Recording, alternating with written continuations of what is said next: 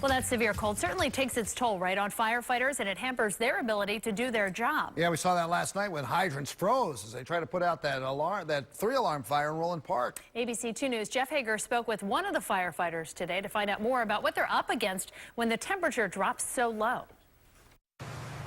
Icicles befitting a holiday postcard serve as evidence of the thousands of gallons of water used to douse the fire in this historic Baltimore home on one of the coldest nights of the year. This particular fire had a lot of challenges.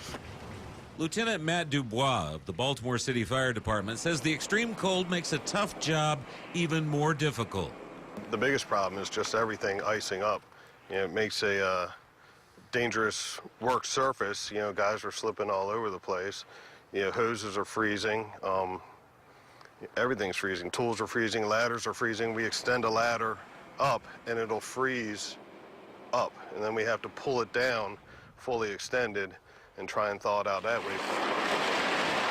During the fire here on St. George's Road, 2 hydrants froze up, forcing the firefighters to draw water from other sources.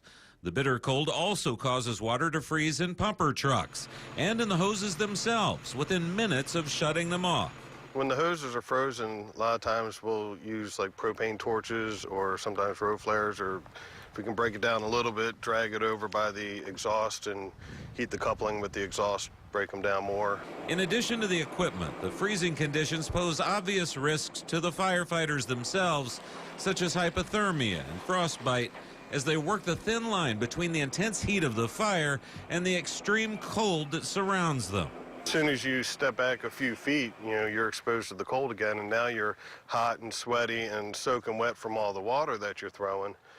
So add that on top of the freezing temperatures, and you start to get cold emergencies. In North Baltimore, Jeff Hager, ABC 2 News.